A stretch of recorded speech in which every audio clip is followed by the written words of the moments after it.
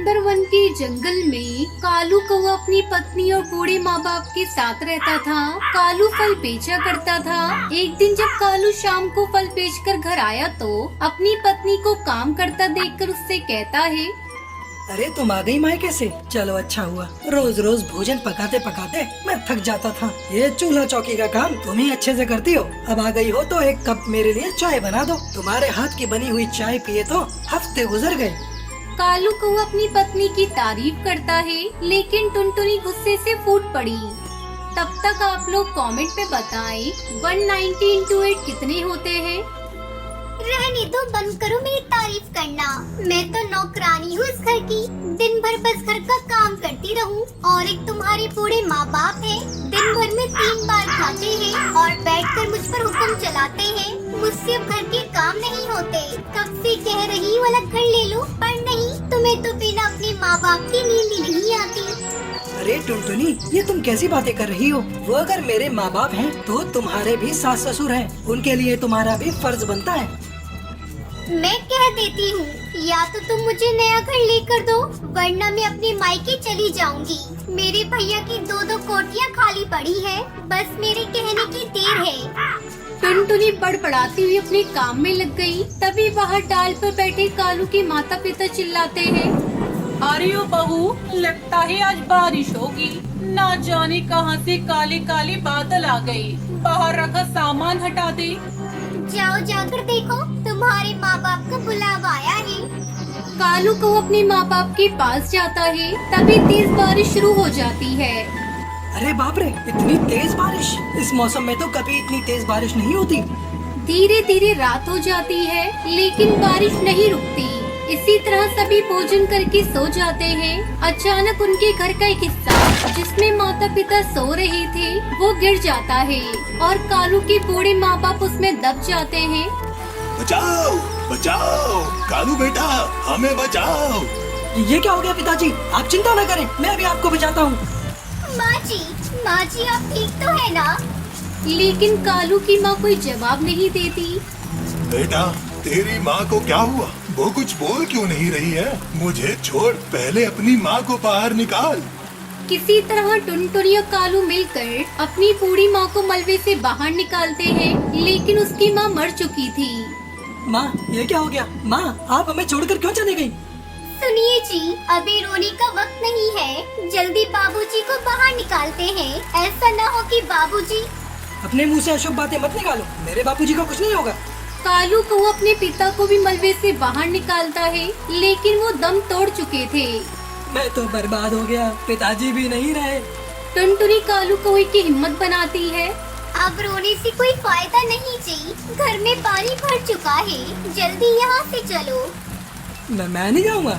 मेरे माँ बाप मर गए। अच्छा हुआ तो मैं भी मर जाता हूँ। तुम्हें जाना है तो जाओ, पर मैं अपने माँ पिताजी को छोड़कर कहीं नहीं जाऊँगा। मैं उनके साथ ही रहूँगा। नादान मत बनो। अगर तुम्हें कुछ हो गया तो तुम्हारे आने वाले बच्चे को कौन संभालेगा? जो होना तो हो गया। अब जल्दी चलो यहाँ से। किसी तरह टुनटुनी कालू को लेकर वहाँ से जाती है। फिर वो दोनों एक टूटे पेड़ की डाल पर बैठकर अपनी जान बचाते हैं। अगली सुबह बारिश रुक जाती है। टुनटुनी उसी डाल पर एक अंडा देती है। मुझे जल्दी से किसी सुरक्षित स्थान पर ले चलिए, वरना ये अंडा पानी में गिर जाएगा। कहाँ लेकर जाऊँ टुनटुनी? चारों तरफ बस पानी ही पानी नजर आ रहा है। मैंने अपने माँ बाप को तो खो दिया इस बारिश में, लेकिन अब मैं अपने बच्चों को नहीं खो सकता। मैं कुछ करता हूँ। कालू अपनी नजर इधर उधर दौड़ाता है। तभी उसे दूर एक पेड़ पर एक बहुत बड़ा अंडा रखा हुआ दिखाई देता है। तू हिम्मत रख, हो गया इंतजाम, मैं अभी आया।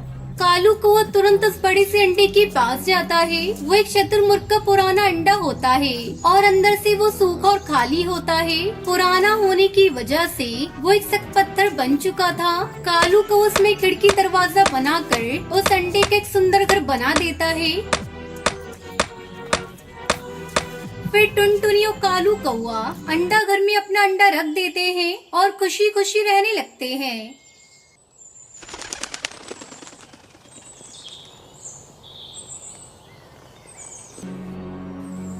एक घने जंगल में कई पक्षी रहा करते थे। उसी जंगल में टूनी और टुनटुनी नाम की 2 बहनें रहा करती थी। कुछ दिनों पहले उनकी माँ को उस जंगल के मुखिया ने चोरी का बंदूक लगाकर मरवा दिया था। अब वो मुखिया उन दोनों मासूम बहनों के पीछे पड़ा था। टूनी और टुनटुनी दोनों बहनें बहुत डरी हुई थीं। एक दिन टूनी अपनी बहन टुनटुनी से कहती है, टुनटुनी दीदी, क्या वो जालिम हमें भी मार डालेगा? मुझे तो घर से बाहर निकलने में बहुत डर लग रहा है। माँ को तो उसने मार डाला। क्या माँ ने सचमुच उस मुखिया के घर चोरी की थी? नहीं टूनी, हमारी माँ चोरी नहीं कर सकती। वो तो हमें शिक्षा देती थी कि चोरी नहीं करना चाहिए। फिर माँ चोरी कैसे कर सकती है? तब तक आप लोग कमेंट में बताएं 99 इंटू 9 कितने होते हैं। जरूर उस मुखिया के घर किसी और ने चोरी करके हमारी माँ पर इल्जाम लगा दिया होगा। दीदी, कई दिनों से हम घर में छिप कर बैठे हैं। जो भी घर में माँ ने भोजन इकट्ठा किया था वो खत्म हो चला है। अब तो हमें घर से बाहर निकलना ही होगा, नहीं तो हम भूखे मर जाएंगे।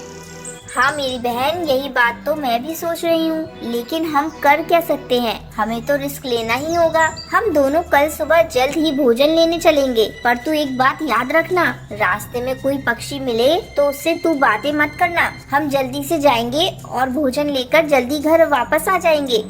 अगली सुबह दोनों बहनें जैसे ही घर से भोजन की तलाश में बाहर निकलती हैं, कालू कौआ और उसका दोस्त उन दोनों बहनों को पकड़ लेता है।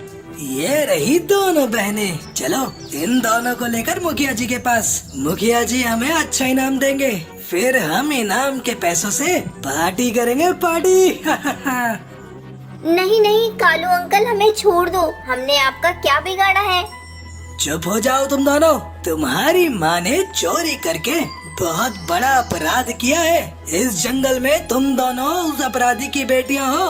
इस जंगल में तुम जैसे अपराधियों का कोई काम नहीं। कालू कौआ और उसका साथी दोनों बहनों को लेकर मुखिया के पास पहुंचते हैं। मुखिया जी, ये रही उस चोरनी की बेटियां। इन दोनों को तुमने यहाँ लाकर बहुत अच्छा काम किया है। कालू, तुम ऐसा करो, इन दोनों को ले जाकर जान से मारकर फेंक दो, फिर आकर अपना इनाम ले जाओ। दोनों बहनें रो रही थीं, लेकिन किसी को उन पर दया नहीं आ रही थी। कालू उन्हें मारने के लिए ले जाने लगता है। तभी कालू के हाथों से दोनों बहनें छूट जाती हैं। टूनी जल्दी भाग, नहीं तो ये जालिम हमें फिर से पकड़कर माँ की तरह मार डालेंगे। दोनों बहनें अपनी पूरी ताकत लगाकर आकाश में उड़ जाती हैं और उड़ते उड़ते एक सुनसान जंगल में पहुंचती हैं, जहां चारों तरफ ऊंचे ऊंचे बांस के पेड़ थे। दीदी, मैं बहुत थक चुकी हूँ, अब मुझसे और नहीं उड़ा जाता। थकी तो मैं भी हूँ टूनी, चल इसी जंगल में बैठकर थोड़ा समय गुजारते हैं, फिर आगे की ओर उड़ान भरेंगे। ऐसा सोचकर दोनों बहनें बैठकर आराम करने लगती हैं। धीरे धीरे शाम हो जाती है। दीदी दीदी उठो, देखो शाम हो रही है। अगर हम लोग इस तरह यहाँ बैठे रहेंगे तो रात में कोई जानवर आकर हमें खा जाएगा। टूनी, आगे उड़ने की मेरे अंदर बिल्कुल भी हिम्मत नहीं। तू थोड़ी देर रुक, मैं कुछ सोचती हूँ। टुनटुनी चिड़िया थोड़ी देर सोचती है, फिर टूनी चिड़िया से कहती है, टूनी, चल हम लोग मिलकर इस गीली मिट्टी को इकट्ठा करते हैं और उससे अपना एक घर बनाते हैं। वैसे भी उस मुखिया की पहुंच से हम लोग काफी दूर आ चुके हैं। यहाँ हमें कोई भी नहीं पकड़ सकता।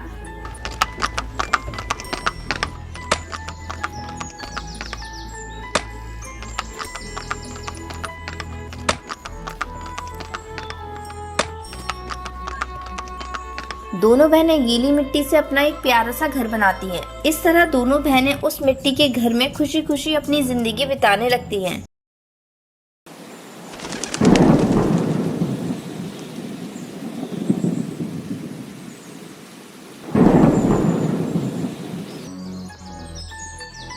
एक घने जंगल में टुनटुनी चिड़िया अपनी बेटी पिंकी के साथ रहा करती थी। पति को गुजरे कई महीने हो चुके थे। जब उसका पति अपने खेत में काम कर रहा था, तभी उसके ऊपर बिजली गिर गई। उसी समय से टुनटुनी जब भी आकाश में बिजली चमकते देखती तो डर जाती। एक दिन टुनटुनी आकाश में काले काले बादल को देखकर डर जाती है। हे भगवान, आज आकाश में काली काली बादल छाए हैं। लगता है तेज बारिश होगी। मैंने अभी तक अपने घोंसले की मरम्मत भी नहीं की। अगर मेरा घोंसला बारिश में टूट गया तो पिंकी बेटा, ओ पिंकी बेटा, चल मैं तुझे तेरी बुआ के घर छोड़ कर आती हूँ, फिर घोंसले की मरम्मत करूँगी। मम्मा, मैं कहीं नहीं जाऊँगी। मैं भी आपके साथ घोंसले बनाने में आपकी मदद करूँगी।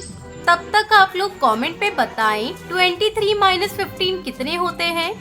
नहीं बेटा, तू अभी बहुत छोटी है। जब तुम बड़ी हो जाओगी तब मेरी मदद करना।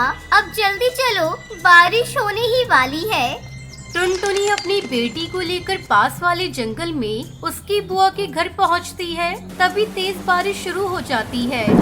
लूसी दीदी, ओ लूसी दीदी, दरवाजा खोलो, मैं अपनी बेटी के साथ आई हूँ। टुनटुनी कई बार आवाज लगाती है पर लूसी कबूतरी दरवाजा नहीं खोलती।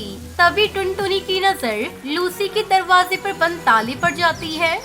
मैं भी कितनी मूर्ख हूँ, दरवाजे पर ताला लगा है और मैं पागल की तरह तेरी बुआ को आवाज दे रही हूँ। मम्मा चलो वापस घर चलते हैं। जैसे ही वापस अपने घर लौटने को होती है तभी बारिश और तेज होने लगती है और बिजली भी चमकने लगती है। दोनों माँ बेटी भागकर पास वाले घर में जाती हैं। वो घर कालू का था। अरे कोई है, दरवाजा खोलो, मुझे बारिश रुकने तक अपने घर में रहने के लिए थोड़ी जगह दे दे। कालू जी जरा जाकर देखो तो इतनी तेज बारिश में कौन है। कालू दरवाजा खोलकर बाहर आता है और टुनटुनी को देखकर अपनी पत्नी से कहता है, सुंदरी जी एक चिड़िया है, बारिश रुकने तक रहने के लिए जगह मांग रही हैं, क्या कहते हो? कालू जी रुको, मैं अभी आती हूँ। कौन कमबख्त बारिश में आया है? क्या है चिड़िया, मैं अपने घर में किसी अनजान को आने नहीं देती, लेकिन तुम्हारी बेटी पर तरस खाकर मैं तुम्हें थोड़ी जगह दे सकती हूँ, लेकिन इसके लिए किराया देना होगा। ठीक है बहन, ये मेरे पास भोजन की पोटली है, इसे आप ले ले और बारिश रुकने तक मुझे रहने के लिए थोड़ी सी जगह दे दे। सुंदरी भोजन की पोटली लेकर उसको उसकी बेटी को रहने के लिए अपने घर के अंदर जगह दे देती है। हे भगवान, जल्दी से ये बारिश रुक जाए। जैसे तैसे करके वो दोनों रात को सो जाते हैं। अगले दिन सुंदरी टुनटुनी के पास आती है और कहती है, ए चिड़िया जल्दी उठो और अपनी बेटी को लेकर यहाँ से जाओ। लेकिन सुंदरी बहन, बारिश अभी तक रुकी नहीं है, मैं इस बारिश में कैसे जाऊंगी? अच्छा तो आज का किराया दो, फिर मेरे घर रहो। पर सुंदरी बहन, मेरे पास तो देने के लिए कुछ भी नहीं है। तो दफा हो जाओ यहाँ से, ये कोई अनाथालय नहीं है। सुंदरी टुनटुनी और उसकी बेटी को अपने घर से बाहर निकाल देती है और तेज बारिश में दोनों भीगने लगती हैं। तभी वहाँ हरी तोती आती है और उन्हें अपने घर ले जाती है। हरी तोती का घर लकड़ी का बना हुआ था। टुनटुनी बहन, मैं इस लकड़ी के घर में अकेली रहती हूँ, आप भी मेरे साथ रह सकती हैं। मैं इसका कोई किराया नहीं लूंगी। इस तरह टुनटुनी चिड़िया हरी तोती की लकड़ी के घर में खुशी खुशी अपनी बेटी के साथ रहने लगती है।